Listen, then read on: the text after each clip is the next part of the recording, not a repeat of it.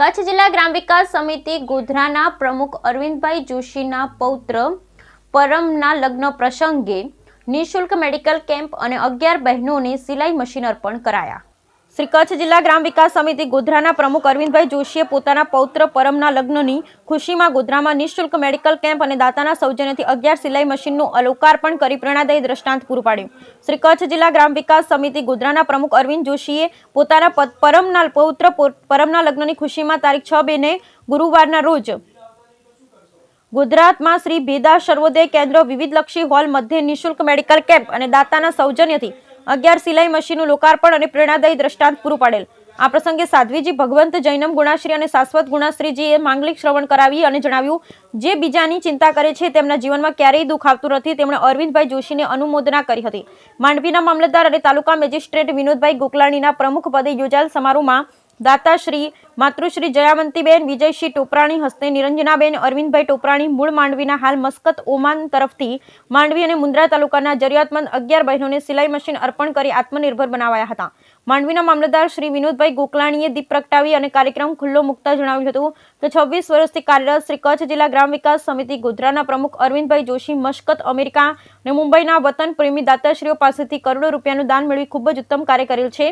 અતિથિ વિશેષ પદેથી માંડવીની જૈન નૂતન પંચાયતી પ્રાથમિક શાળાના આચાર્ય પદેથી 11 વર્ષની નિવૃત્ત છતાં પણ સતત પ્રવૃત્ત રાષ્ટ્રપતિ એવોર્ડ વિજેતા દિનેશભાઈ મણીલાલ શાહે જણાવ્યું હતું કે અરવિંદભાઈ જોશીએ પૌત્રના લગ્નની ખુશીમાં ગોધરામાં નિઃશુલ્ક મેડિકલ કેમ્પ અને 11 સિલાઈ મશીનના લોકાર્પણનો કાર્યક્રમ ગોઠવી પ્રેરણાદાયી દ્રષ્ટાંત પૂરું પાડેલ છે। તેમણે નવદંપતીને આશીર્વાદ પાઠવી અરવિંદભાઈ જોશીને અભિનંદન પાઠવ્યા હતા।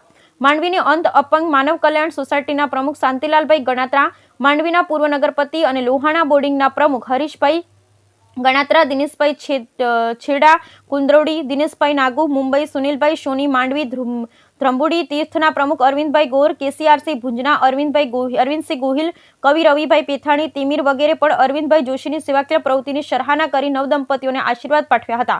આ પ્રસંગે અરવિંદભાઈ જોશી તરફથી યોજાયેલ નિઃશુલ્ક મેડિકલ કેમ્પનો કુલ 226 લોકોએ લાભ લીધો હતો, જે પૈકી આંખના 136 દર્દીઓ પૈકી 126 વ્યક્તિઓએ ચશ્મા નિઃશુલ્ક આપ્યા હતા। આંખના ઓપરેશન લાયક 47 દર્દીઓને મોતિયાના ઓપરેશન નિઃશુલ્ક કરી અપાશે। 83 લોકોને હોમિયોપેથિક દવા નિઃશુલ્ક અપાઈ હોવાનું નિલેશભાઈ અરવિંદભાઈ જોશીએ જણાવ્યું। મેડિકલ કેમ્પમાં અરવિંદભાઈ જોશીની સુપત્રી ડોક્ટર ભાવિકાબેન ગોર, કેનેડા ડોક્ટર મનોજભાઈ માંકાણી અને તેમની ટીમ, કેસીઆરસી અંધજન મંડળ ભુજના અરવિંદસિંહ ગોહિલની ટીમ, ડોક્ટર વિધિ શુક્લા અને ડોક્ટર પશવાના સાહેબની ટીમ, ડોક્ટર ભક્તિ ગોર અને ડોક્ટર ભાવિ ગોરે પોતાની સેવા આપી હતી। આ પ્રસંગે માંડવીના મામલતદાર શ્રી વિનોદભાઈ ગોકલાણીનું સન્માન અરવિંદભાઈ જોશીના હસ્તે અને અરવિંદભાઈ જોશીનું સન્માન માંડવીના સુનિલભાઈ સોનીના હસ્તે થયું હતું। આ પ્રસંગે ગોધરા હાઈસ્કૂલના આચાર્ય વિજેશભાઈ પટેલ, ગોધરા હાઈસ્કૂલના પૂર્વ આચાર્ય નીતિનભાઈ ચાવડા, સલીમભાઈ ચાકી, ચંદ્રકાંતભાઈ મોતા, ગોધરા જૈન મહાજનના પ્રમુખ ધીરેન્દ્રભાઈ ગાલા, રાજુભાઈ પલણ, શૈલેષભાઈ મીઠાવાલા વગેરે ઉપસ્થિત રહી સહયોગી રહ્યા હતા।